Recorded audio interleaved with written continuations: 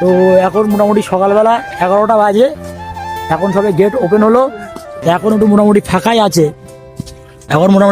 আছে, আস্তে আস্তে ভিড় হবে। এবার বলো বলো কিছু বলো গাইস, কিছু বলো। টোটাল 9 বার এসছি আমরা। এবার মোটামুটি ফাঁকা ফাঁকা আছে, ফুটবল খেলছে একজন। হ্যাঁ ভাই,